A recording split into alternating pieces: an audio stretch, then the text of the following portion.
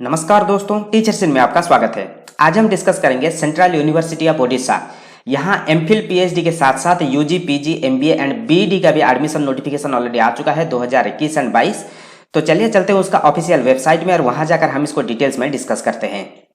शुरू करने से पहले मैं आपको बता दूं कि हम यहाँ टीचिंग रिलेटेड सारे के सारे studies, competitive exams and jobs के बारे में डिस्कस करते हैं। तो जिन्होंने अभी तक हमारे चैनल को सब्सक्राइब नहीं किया है, सब्सक्राइब कर लीजिए। फ्यूचर में जो भी नोटिफिकेशन आएगा आपको सबसे पहले मिल जाएगा।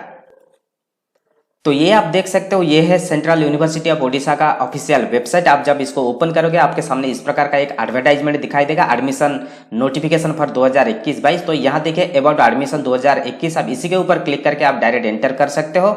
नहीं तो ये जो इसका जो वेबसाइट है, वेबसाइट में देखिए यहाँ मेंशन किया गया है एडमिशन न्यू करके ब्लिंक हो रहा है, तो आप यहाँ भी क्लिक करके आप डायरेक्ट एंटर कर सकते हो। तो ये देखिए, ये है इसका एडमिशन अनाउंसमेंट 2021-22 का ऑफिशियल पेज। यहाँ देखिए आपको चार ऑप्शन दिखाई दे रहा होगा, चार बॉक्स। एक है नोटिस बोर्ड, दो है इंपोर्टेंट डेट, तीन है डाउनलोड एंड ऑन लास्ट है ऑनलाइन एडमिशन फॉर्म। तो आप यहाँ क्लिक करके ऑनलाइन अप्लाई कर सकते हो। और जो भी फॉर्मेट है डाउनलोड करने के लिए, जैसे कि ओबीसी सर्टिफिकेट, ईडब्ल्यूएस सर्टिफिकेट, इस प्रकार का जो फॉर्मेट है आप यहाँ से डाउनलोड कर सकते हो। यहाँ देखिए राइट साइड में मेंशन किया गया इंपोर्टेंट डेट्स। ये शुरू कब हो रहा है? 27 अगस्त से शुरू हो रहा है। ठीक है, सारे के सारे admission UG, PG, MBA, MPhil, PhD सारे के सारे अगस्त 27 से शुरू हो रहा है। और ये खत्म कब हो रहा है? सितंबर 20 को। सारे के सारे UG, PG, MBA, MPhil and PhD के लिए। यदि आप इसको डिटेल्स में देखना चाहते हो, यहाँ देखिए नीचे मेंशन किया गया है मोर डिटेल्स। तो हम इसको ओपन कर लेते हैं, देख लेंगे।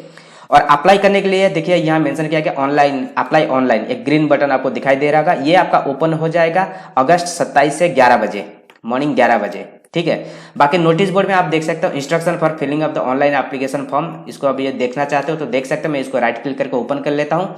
ई प्रोस्पेक्टस में ओपन कर लेता हूँ, सीट मैट्रिक्स ओपन कर लेता हूँ, एलिजिबिलिटी क्राइटेरिया ओपन कर लेता हूँ, फी स्ट्रक्चर में ओपन कर लेता हूँ। तो एक एक करके अभी हम देखेंगे।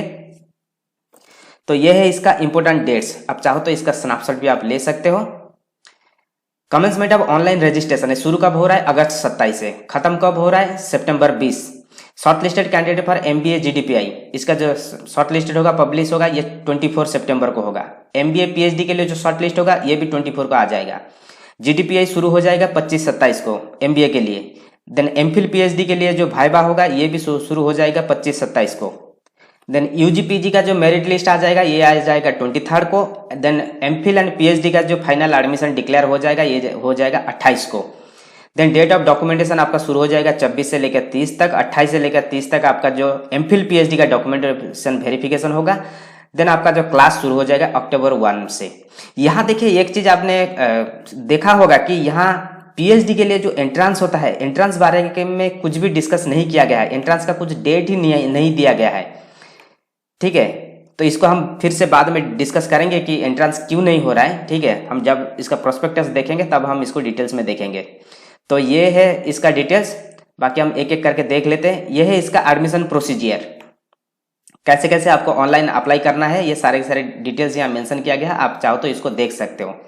ठीक है, देन ये है इसका, अभी डिटेल्स इन्होंने नहीं दिया है, उस पेज में और कुछ लगा दिया है। ये है इसका सीट मैट्रिक्स। मैं इसको थोड़ा सा जूम कर लेता हूँ, आप यदि चाहो तो इसको देख सकते हैं। ये सीट मैट्रिक्स जो है ये सारे के सारे डिपार्टमेंट के लिए मिक्स करके दिया गया है। जैसे कि पहले आप देख सकते हो मेंशन किया गया है school of language. School of language में पहला जो सब्जेक्ट ये है ओडिया। ओडिया में एमए में टोटल सीट्स है कितना? 44। एमफिल में टोटल सीट्स है 2। पीएचडी में टोटल सीट है 3। तो इस प्रकार है, आप जो भी कैटेगरी से हो इस कैटेगरी से आप थोड़ा देख लेना। ठीक है, आप इसी के हिसाब से आप अप्लाई कर सकते हो। पूरा एक लिस्ट दिया गया है। इसका जो सेकंड प्रोस्पेक्टस है हमें वही चलते हैं। मैं इसको थोड़ा सा जूम कर लेता हूं।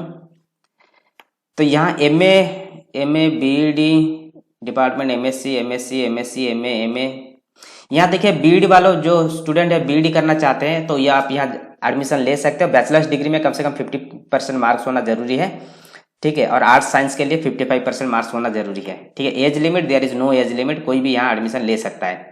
बाकी एमएससी, एमए आप देख लेना, ये सारे के सारे डिटेल्स। एमबीए वालों देख लेना यहाँ। ठीक है, और डिपार्टमेंट साइंस, ये है एमफिल पीएचडी वाले के लिए। एमफिल पीएचडी वाला आप यहाँ देख सकते हो। आपके लिए एमफिल के लिए है 2 सीट, पीएचडी के लिए है टोटल 3 सीट उड़िया में।